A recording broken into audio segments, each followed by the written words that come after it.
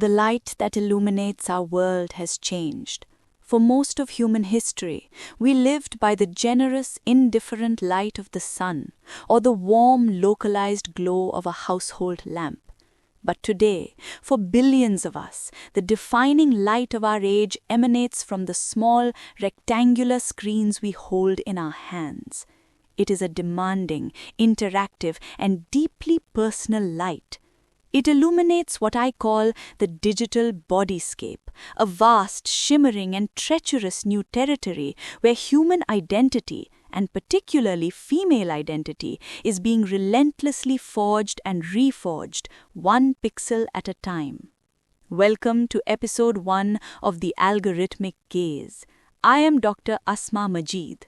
As a university teacher in Pakistan, I witness a strange and troubling phenomenon every single day.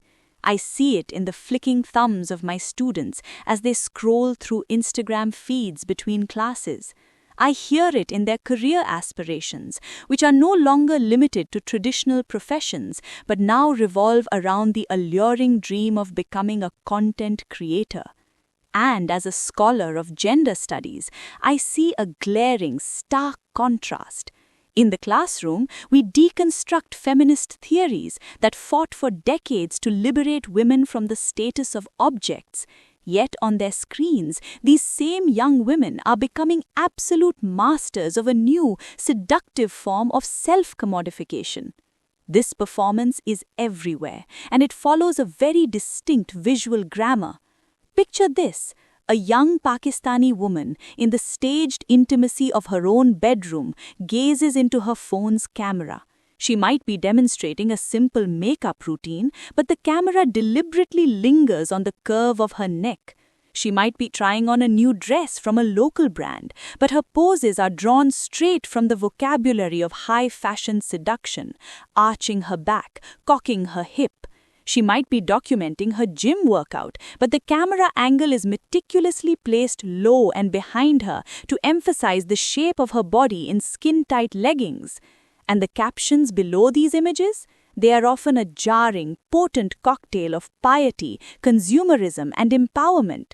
You will see a Quranic verse followed by a discount code. You will see a declaration of self-love accompanying a pose of overt sexual allure. If you scroll down to the comment section, it roils with a predictable, chaotic mix. You have flame emojis from men, you have aspirational praise from other young women, and you have vitriolic condemnation from a third group, acting as the digital guardians of morality.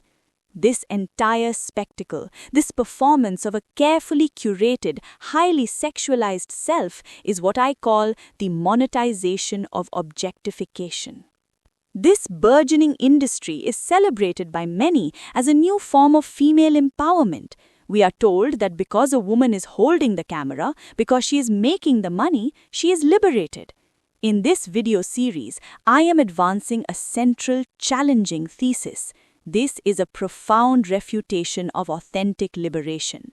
What we are witnessing is not the defeat of the patriarchy, it is the absolute perfection of patriarchal capitalism. We have evolved from a system that overtly objectifies women to a system that creates the technological and economic incentives for women to eagerly and skillfully objectify themselves. The choice to participate in this economy is not a sign of newfound freedom, it is a deeply conditioned response to a new, insidious form of power. I call it the algorithmic gaze.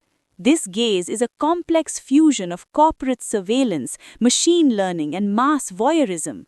The algorithm functions as a silent, invisible director.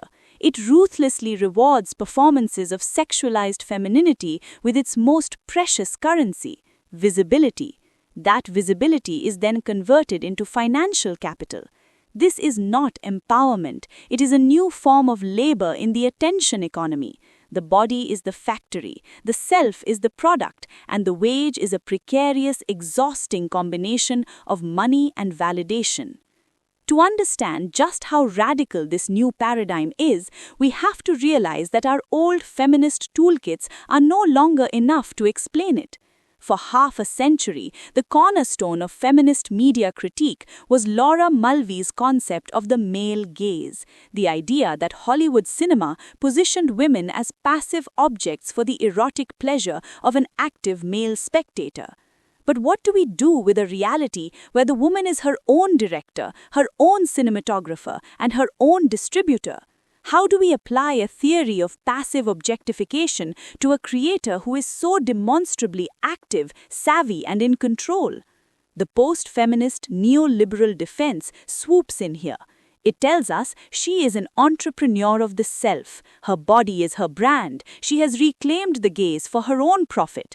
But to adequately diagnose our current moment, we have to look past this celebratory narrative. We have to expand our intellectual toolkit. We need the insights of philosophers like Byung-Chul Han, who warns us about the achievement society, a world where we are driven to burnout by the internal demand to constantly optimize ourselves. And, crucially, because we are looking at this through the lens of digital Pakistan, we cannot rely solely on Western theories. We must draw upon the rich tradition of Islamic ethics. Over the course of this series, we will explore the concept of haya not just as modesty, but as a profound ethical stance on presence. We will look at the Quranic command of ghad al-basar, lowering the gaze, as a radical alternative to surveillance capitalism. And we will use the Islamic concept of amana, the body as a sacred trust from God, to critique this culture of commodification. Before we begin this journey, I must state clearly what this series is not. This is not an attack on individual women. The creators we will discuss are not villains. They are rational actors making choices within a powerful, coercive system. This series is a critique of that system, the technological architecture, the economic incentives, and the cultural logic that channel female ambition into narrow, damaging performances. My position is not of moralistic judgment from an ivory tower, but of urgent concern voiced within the society I am analyzing. Over the next episodes, we are going to dismantle the algorithmic gaze. We will deconstruct the specific genres of content, from the intimate Get Ready With Me vlog to the worlds of fashion and fitness, and finally to the audience itself. We will expose the illusion of control and search for pathways towards a more authentic, less commodified female subjectivity in the digital age. I invite you to look again, to look more critically at the glowing screens that occupy so much of our lives. I will see you in episode 2.